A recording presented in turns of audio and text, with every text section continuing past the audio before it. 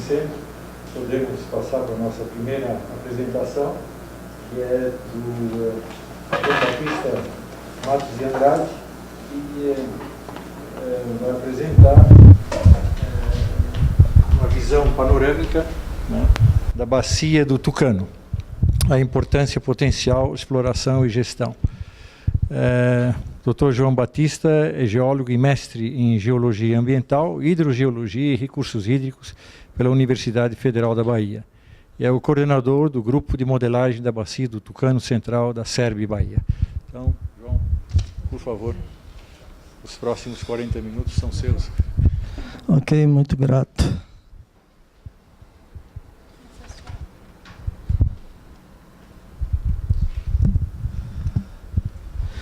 Bom, pessoal, boa tarde. Eu fico grato a esse convite. Eu estou aqui calmo, mas não estranhe se às vezes eu fizer kkk ou alguma coisa assim. É que eu sou gago, mas sou um gago que sou tido como um bom palestrante. E espero que essa feita seja também concretizada. Bom, quando eu escrevi esse título, né, em importância, potencial, explotação, gestão, eu pensei só em ler, o pessoal vai cansar. E aí eu pus embaixo, né, uma visão panorâmica, porque é exatamente isso aí. Então, uma coisa que eu quero que vocês vejam como o JQuest, eu que vou abrir um show de Rolling Stone, que é o Mauro, que é a grande o evento da tarde. Tucano é uma bacia grande, ela se divide pela parte sul, central e a norte. Claro que vocês vão ver aqui em frente isso pelo mapa, e dá uma olhada que ela tem um ponto mais ao centro, que é o ponto da área de estudo nosso, que ela tem uma profundidade, ou seja, uma espessura de sedimento de 12 mil metros. Isso aí é muita coisa. Eu já trabalhei no começo da minha vida profissional prospectando petróleo na bacia do Paraná. E aí nós íamos até o topo da rocha base. E eu lembro em um poço, 5.529 metros.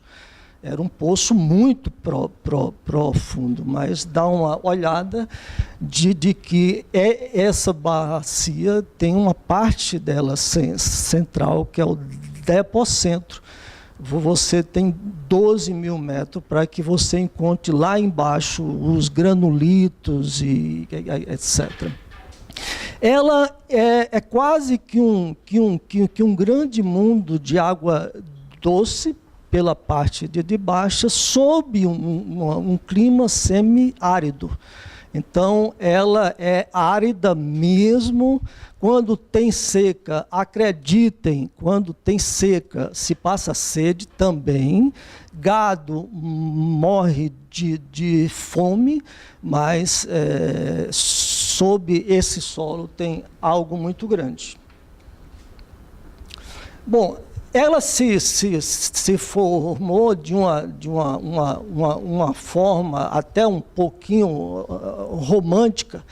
É que quando teve aquela grande separação entre a América do Sul com a África, né, que tinha uma só terra, que chamava o Pângea, né? Então teve esse grande esforço. O que quer dizer esse termo? Esse termo vem do inglês Esse termo em inglês é sem o E, né? E nós é que pusemos esse E. Isso aqui quer dizer quebra, né? Racha mesmo. Então, quando teve a grande separação entre África e a América, então teve como um efeito colateral a bacia do Tucano, tá?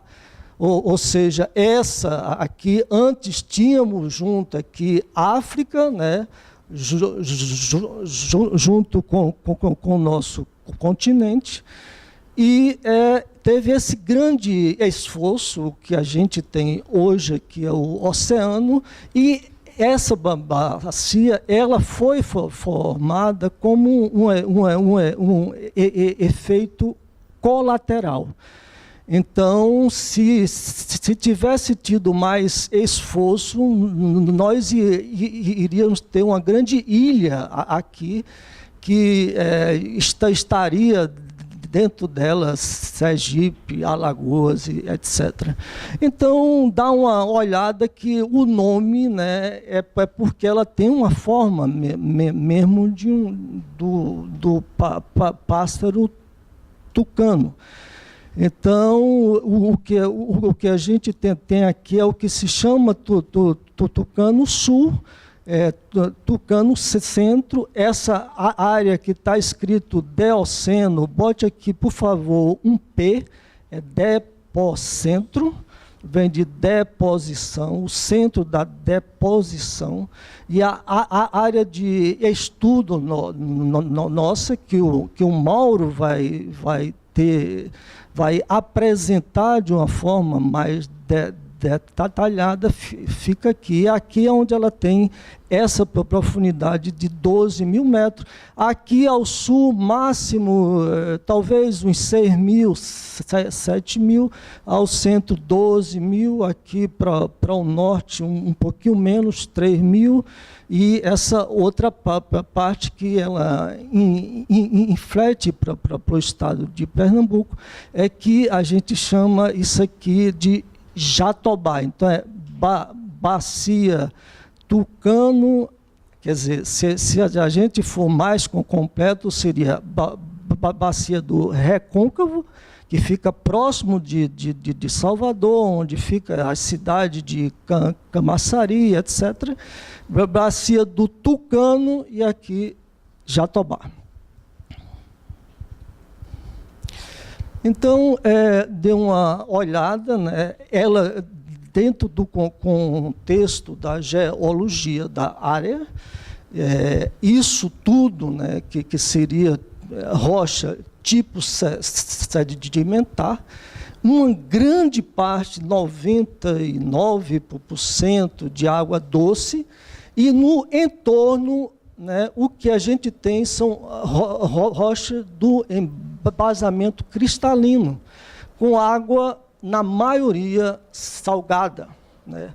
Então, claro, nós perfuramos aqui muitos poços. A cada 5, a gente perde um, porque esse sistema é de fratura, né? Você pode ter um poço com uma produção, isso não é tese, isso que eu estou citando é fato, né? A gente pode ter um poço com 80 metros, com uma produção de 5 mil litros hora, e a 12 metros você tem um poço com 80 metros seco. Né? Por quê? Porque toda essa parte do entorno são aquíferos fraturados. Mas o principal mal aí não é essa chance de você ter poço seco, são os sais. Então, a cada, em média, 10 poços produtores de água, né, essa zona aqui, você, a cada 10, no máximo, você tem apenas 3 de água potável, né? A outra parte não serve para consumo humano, ou seja, não serve para dessedentação, mas se usa muito para animais e limpezas e tal. Então, dá uma olhada que essa bacia é um mar de água doce, estou botando aí aspas bem grande, né, em volta de áreas escassas e de água salinizada. Então, temos aqui ao sul o Recôncavo, Tucano Sul, central, que fica entre esses dois grandes rios aqui, que é o rio Itapicuru, o rio Vaza Barris, Tucano Norte. Esse grande rio aqui é o rio São Francisco, e ela é com a inflexão, que seria o bico do Tucano, para o estado de Pernambuco. Bom, claro, tem aqui uns termos que a gente não vai se ater, né? Neocomiano, valangiano, isso dá até uma certa azia para quem não é da área. Mas uma coisa que importa muito de que essa bacia, claro, dentro dela, ela é toda constituída por grupos e formações, né? E onde a gente tem aqui essa conhecida formação marizal, que ela tem como uma função mais de recarga, ou seja, chove, infiltra e a água vai. Aqui sim, são formações São Sebastião, Grupo Ilhas, né? Que aqui sim, aqui você tem água doce, muito doce, pelo menos até uma profundidade de 800 metros, mais ou menos, né? E você perfura poço, que não é raro, isso é uma certa rotina, principalmente pela parte central. Os poços de 400 metros de profundidade produzem 400 metros cúbicos hora, né? Então, é uma produção muito grande de água, quase sempre, 95% dos casos, com classificação mineral, né? Então, quando nós estamos pelo campo, tem pessoas simples que em áreas mais baixas perfuram os poços mais rasos, aí nos chamam com aquela coisa meio secreta: olha, não fala nada, não espalha não, mas eu perfurei um poço pelo fundo de minha casa, passou aqui um doutor e disse que a água é mineral. E eu digo: olha, amigo, parabéns, mas não só a tua casa, como pelo menos num raio aqui de 60 quilômetros, toda a água é mineral. Então, ou seja, algo extremamente rico, pronta para ser explotada sustentavelmente. E temos pela base, claro, aqui temos formação marizal, São Sebastião, Ilhas, Candeias, depois Sergipe, mas o que eu quero chamar também a atenção é que a gente tem uma espessura muito grande, ainda bem que fica isso para a base, porque se ela ficasse em cima, né, você teria que fazer poços muito mais profundo para que pegasse aquela zona mais produtora, mas ainda bem que ela fica pela base, que é essa formação Candeias, que você tem situações reais lá, né, raras, porque a gente conhece bem, e não perfura nela. Mas já teve caso de um mapa antigo, não muito correto, e que foi perfurado um poço de 400 metros de profundidade, e que a água produzida por ele caberia em 5 ou 6 copos, né? Ou seja, ela é extremamente pobre. Algumas zonas dela que você pode ter alguma coisa, mas ainda assim muito fraca. Então pronto, olha só, João está aqui expondo, né, que a bacia do Tucano é uma área rica em água doce e tal, mas pela parte de superfície, o que a gente tem aqui em um tempo de seca é esse clima. Né? Você tem um clima semiárido, chove muito pouco, e dá uma olhada que o IDH não é muito atraente, enquanto que pelo país todo a gente tem 0,73, a Escandinávia, se eu não me engano, é algo como 0,99, né? Nós temos 0,73 e lá 0,56. Né? Então, tem aí alguma coisa paradoxal, né? Tem alguma coisa aí errada. Por que esse povo, né, que estão aí há muitos e muitos anos, que está sob os seus pés a água doce com a quantidade muito grande, por que eles ainda são tão pobres? Né? Por que ainda em tempo de seca a gente vê aí, cruza muito, quase que bate em seu carro, filas de carro-pipa? Né? Claro, o Estado, né, tem feito muito, existe perfuração de poço na área, é uma rotina, são poços que têm um custo um pouco alto, né, porque esse poço é preciso que se revista ele todo, mas ainda é pouco. Né? Então, creio que tem que ser feito mais. Agora, para que se faça mais, é preciso conhecer. Né? Então, o tema de hoje tem uma área semiárida pobre e temos pelo subsolo uma área rica de água doce, ponto pacífico. Agora, até onde a gente pode explotar?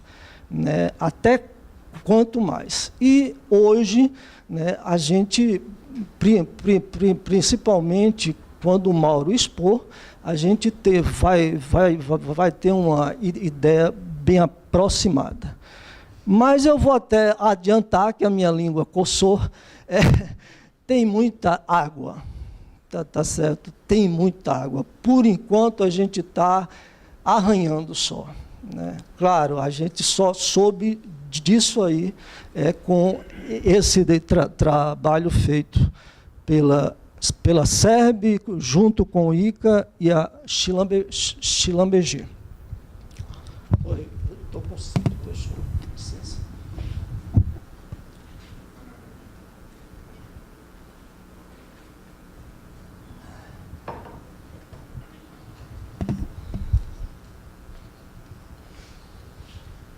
Bom, desculpe, para trás,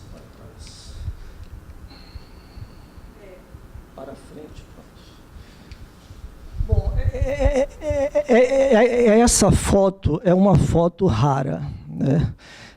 Essa foto foi minha tem uns 9 anos, mais ou menos. Então, quando a gente andava por essa área, você tinha como transporte da zona rural, era quase sempre um jeguezinho.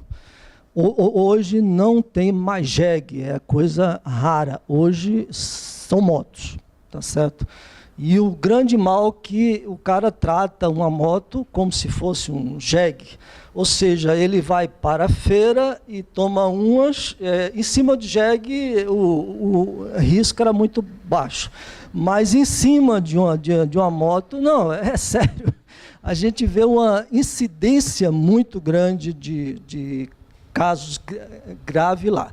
Então é o seguinte, esse sistema que foi feito pela SERB, já tem uns 10 anos já, tá certo? Que a gente hoje chama de Tucano 1, né? Porque agora a gente tem um 2, 3, né? Foram perfurados em uma zona aqui pelo fundo de Euclides da Cunha, uma região chamada de Lagoa do Cru, e com apenas dois poços no Tucano, nós trouxemos para 3 sedes de município que estão fora da bacia, estão em cima daquele tipo de rocha que eu disse que é pouca água e com a má qualidade. Então, ou seja, tira-se de onde tem para onde não tem, né? E com apenas 2 poços, né? Foi para Quijingue, Monte Santo, Cansanção, e agora está indo para Itiúba, e etc. Então, isso aí é um bom exemplo de quanto ela vale para nós. Tá certo? Quando se fala em potencialidade, vamos para o estado todo lá, tá certo? Claro, o estado ele tem 50%, infelizmente, está acima de um grupo de rocha que a gente chama de embasamento cristalino, que aí estão os granitos, gneisses, etc. Essa rocha que compõe quase que 50% do estado, ela tem uma vazão baixa, né? E principalmente que não cita aqui com relação aos sais, né? E tem as áreas de calcário, lá naquela região de Irecê, essas áreas dos metasedimentos, creio que vocês já viram ou hoje já foram lá, que compõem a nossa Chapada Diamantina.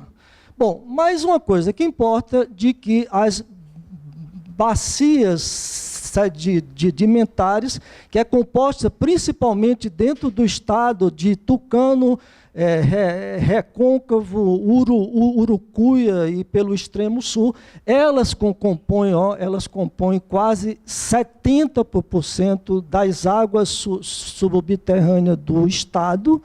E em termos de área, ela ocupa em torno apenas de 30%.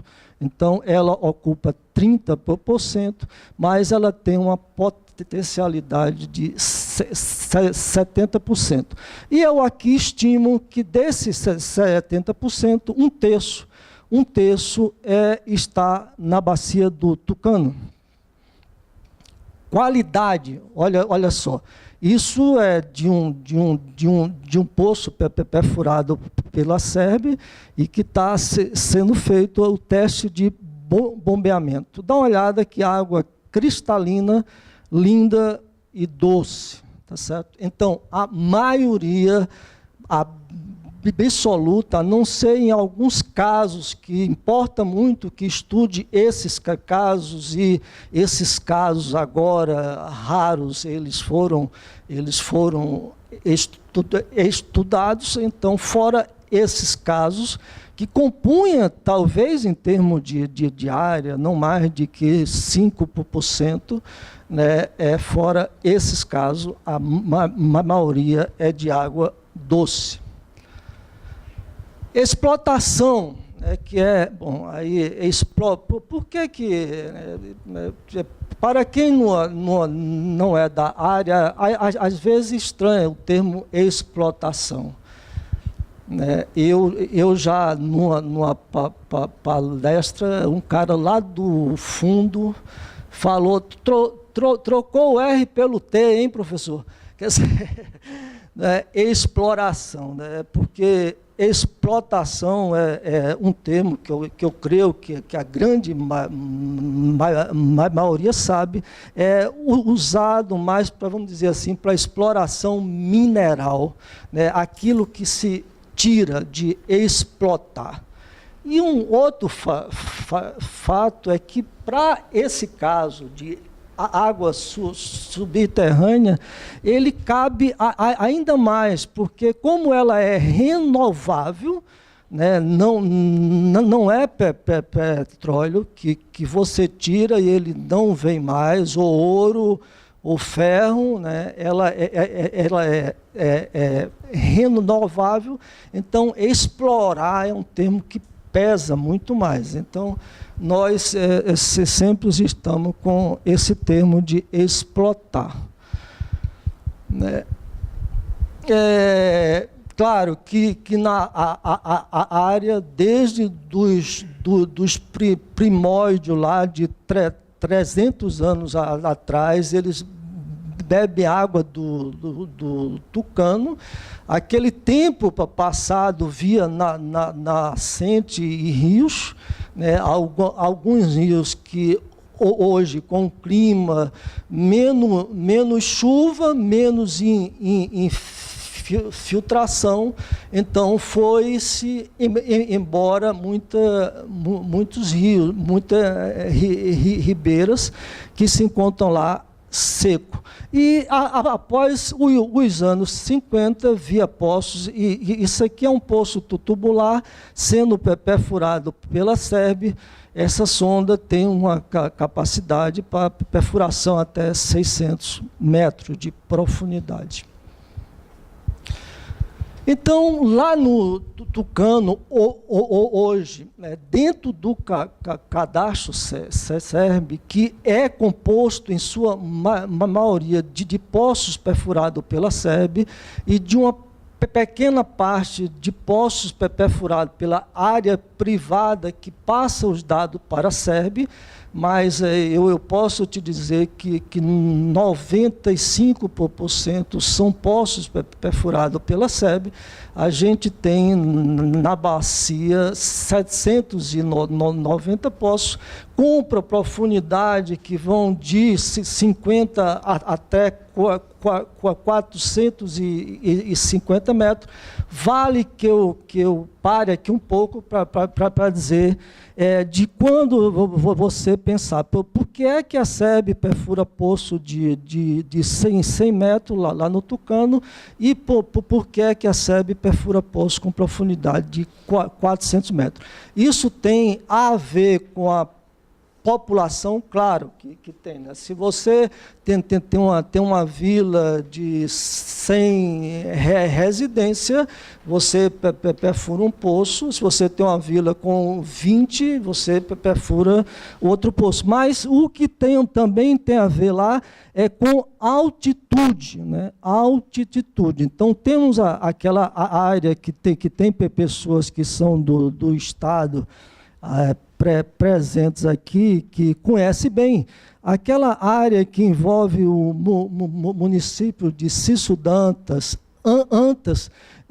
só temos muita essa situação, as águas começam a partir de 200 metros, ou seja, tem uma superfície piezométrica, né, a partir de 200 metros. Eu tenho até agora aqui em mente uma comunidade rural com 30 casas só, e que a gente teve que perfurar um poço de 450 metros. Por quê?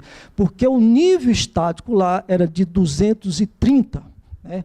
Então, essa profundidade com relação aos poços, elas têm a ver tanto com o número de população, como também com a altitude, ou seja, com a profundidade da água. Então, o que a gente tem aqui, uma produção de 25.673 metros cúbicos hora, né? Isso são dados que não cabe que a gente grave, mas o que vale que a gente veja é que eu estou supondo de que a gente tem 790 poços pelo cadastro SER, mas que tenha 30% a mais que foram perfurados pela área privada e que não estão no nosso cadastro. Por quê? Porque eles não nos informaram, tá certo? E eu quero lembrar que ninguém tem a obrigação de passar para a SERB dados de posse. Essa obrigação dentro do Estado é com outra área lá, que é o INEMA. Mas a gente pede, e ele sabe que a SERB tem um bom banco de dados e uma parte passam, outra não. Vamos falar um pouco aqui sobre... Bom, você tem aí uma bacia sedimentar, que é um aquífero muito grande, doce, etc. Quais são as suas vocações? Né? Uma grande parte, claro, para o consumo humano e animal. Essa é o grande foco, tanto com águas para sede de município dentro da bacia e fora, como também para comunidades rurais. Essa parte aqui que eu acho que importa muito, né? Pode se perguntar por que é que não existe um grande celeiro de irrigação. É uma culpa do Estado que não incentiva? Não, tá certo? É porque existe um fator de estudo que foi feito pela a Embasa, onde foi levantado que grande parte são terras não irrigáveis. E dos 35% irrigáveis, você tem uma parte de uma baixa aptidão, 35 e alguma coisa, e média 2,4. Então, tem água sim, agora falta solo, né? O solo não é um solo bom, mas ainda assim eu acho que tem espaço para boas áreas de irrigação. E isso aqui é 37%, quando você põe dentro de uma área de 45 mil quilômetros quadrados, eu não lembro, ainda assim dá uma boa área. Bom, temos também lá, eu acho que quem foi para a Bahia talvez já conhece essa Calda do Jorro, que é um poço perfurado pela Petrobras no fim dos anos 50, não deu petróleo, mas deu com 700 metros água totalmente quente, ainda hoje jorra, e claro, dizem que ela cura tudo. Obviamente não cura, mas o cara vai, acredita e uma grande parte vem curado. A fé cura, com certeza. E temos também outra área lá, que é uma zona termal, né, que chama o município de Cipó, que é uma água mais fria, mas é uma água que o pessoal toma muito banho. É uma pena que as indústrias de água não lá estão, acredito eu, só porque fica longe dos grandes centros consumidores, né? Então, diante dessa explanada de uma forma geral, e o meu tempo, só me restam 8 minutos, com mais 5, 13, eu boto esse 5, que é sempre padrão de tolerância, acredito que dá para a gente, com calma, ir até o fim. Então, esse, hoje, é o que está sendo feito dentro do Estado, como um projeto muito grande de abastecimento tanto de sedes de município como de zona rural via os poços da bacia. né?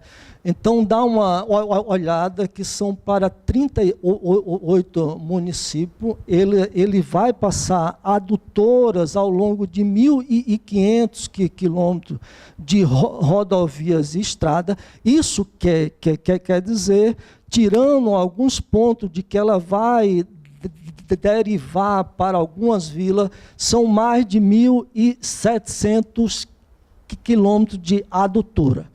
Uma parte está pronta já, está funcionando já, ainda falta outra parte, e foi esse projeto que deu motivo para um estudo, porque creio eu que isso é financiado em parte, acredito, não estou muito certo, mas pelo Banco Mundial, né? E que o próprio banco, claro, com a responsabilidade que eles têm, olha, é muito dinheiro, são 78 milhões, mas essa água que tem aí embaixo dá, né? Então, isso foi um mote para que nós nos aprofundássemos em um estudo, que foi esse estudo que foi feito junto com o ICA e junto com a Schlumberger.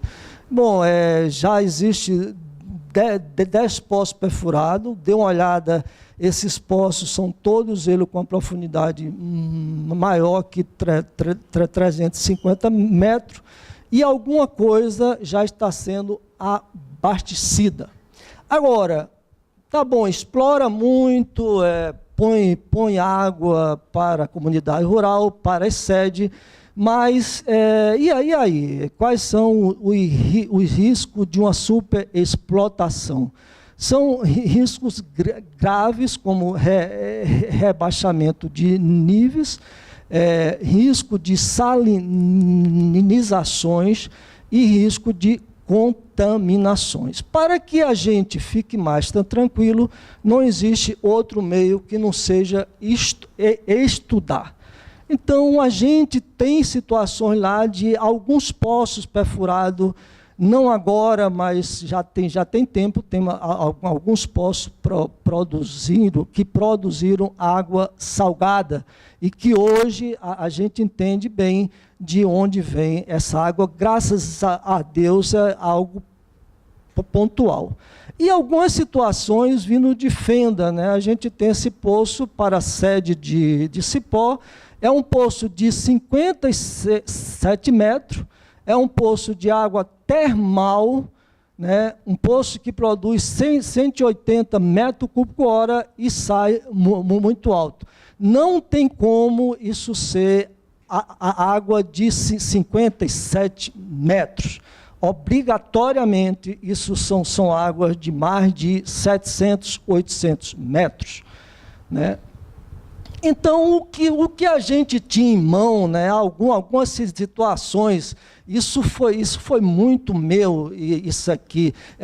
Porque tinha cidade que se chama, tem cidade que se chama Ribeira do Pombal, e que hoje não tem essa ribeira. O que temos é vales secos. Por que a cidade chamava Ribeira do Amparo e que não tem essa ribeira? Porque uma cidade que é chamada Nova Açores, mas ela tinha o nome de Natuba, rio que não seca.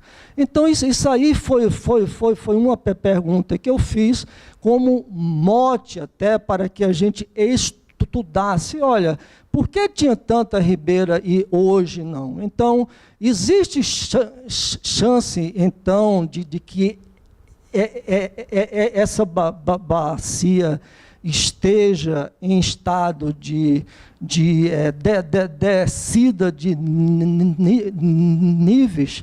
E pode ser, quando chove-se menos, infiltra menos, tem explotação, mas com esse estudo viu que é muito pouco, nada grave, nada para que a gente assuste. Bom, aqui temos vários casos pelo país, pelo mundo todo, de superexplotação. Então, não é uma preocupação vã, não é uma preocupação de moda, né, porque a gente está falando hoje tanto em ambiente sustentável. É uma preocupação realista e que já está acontecendo pelo mundo todo. Então, quando a gente trabalha com recursos hídricos, eles têm que estar sob esse tripé: pesquisa, monitoramento e normatização. E o que a gente tem hoje é só explotação. Ou seja, até agora, eu digo para o Estado nosso e digo para a maioria absoluta do Brasil, com relação às águas subterrâneas, até agora o que a gente fez mais foi tirar. Né? Suga, e está na hora urgente de que a gente se preocupe em gestão. Espera aí, tira quanto? Né? Até quando? E onde tira? E como tira? Então, isso é básico. Então, com relação a essa bacia, a gente criou esse plano de pesquisa. Uma parte já está completa, que foi essa parte que está sendo exposta hoje, embora que só para a área central.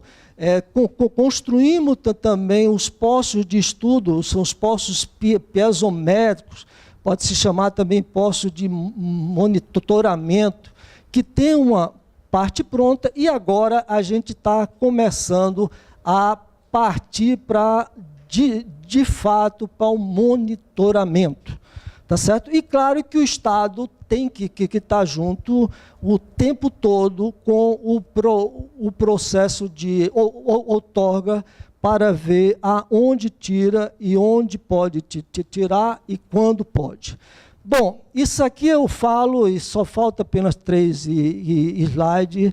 Romélia pode relaxar. Que tá bom? Se você está...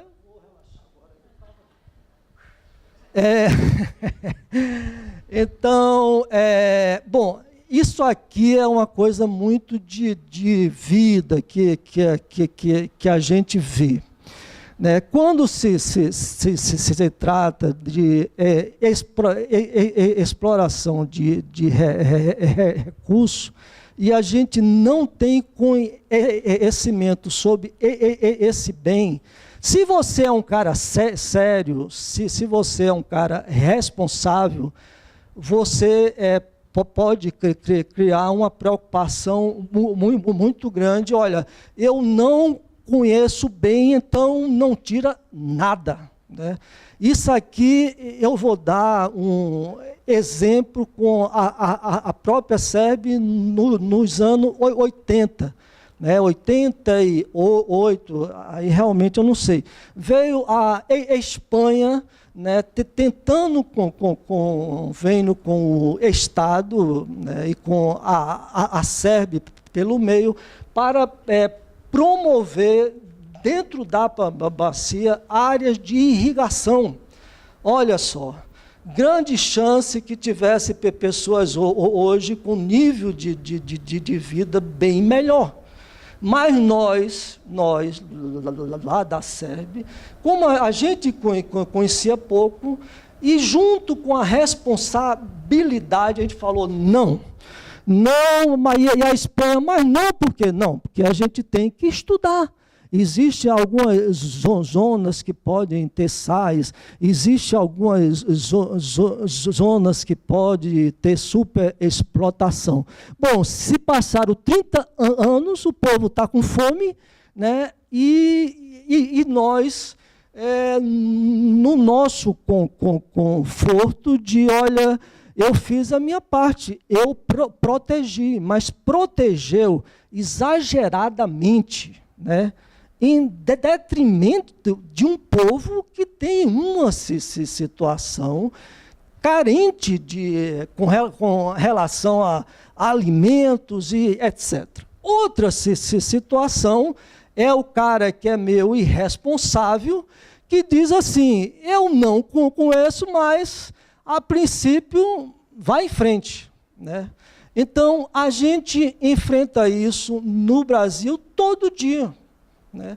Ou não explora, peraí, calma, tem que estudar, e passa 20 anos sem estudar, ou então diz, olha, vai lá, pica o pau e vamos ver.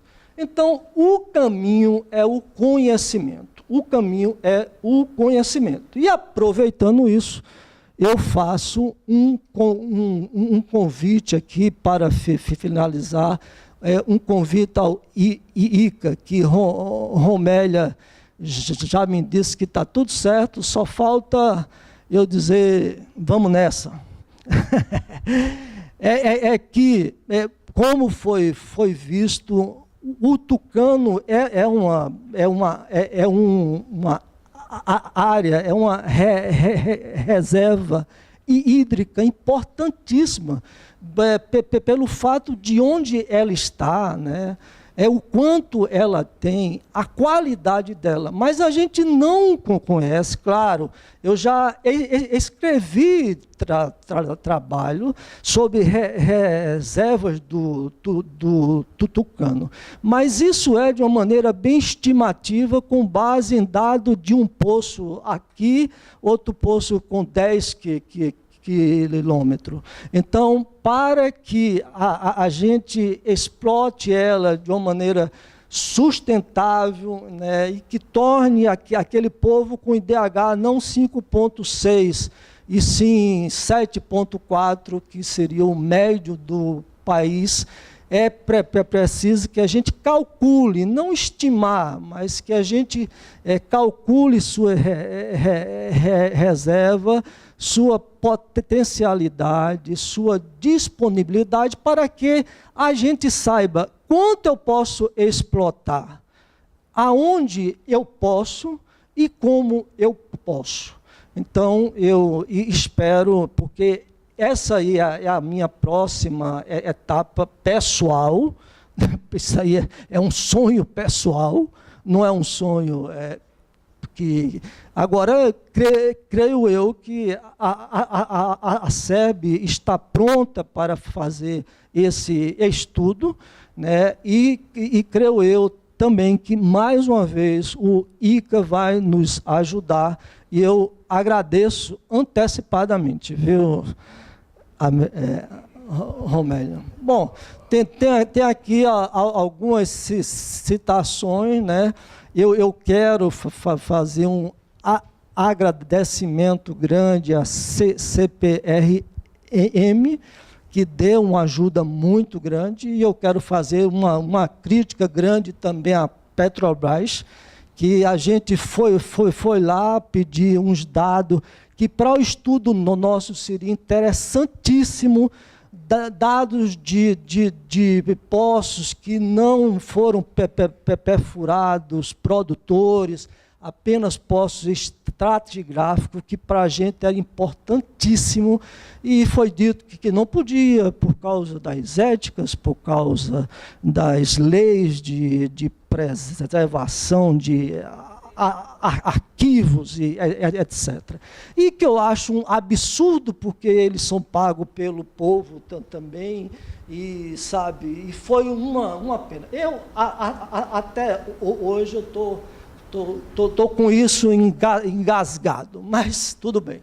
Bom, pessoal, se vocês que quiserem ter contato comigo para tirar alguma dúvida, ou para a gente conversar um pouco sobre Tucano, ou se quiserem conversar com um tema que eu adoro também, tem uma palestra pronta sobre as secas no Nordeste, que é um tema bem interessante. Está aqui meu e-mail, que é e-mail SEB, está aqui os fones SEB, e agradeço aí a paciência que vocês tiveram. Muito obrigado.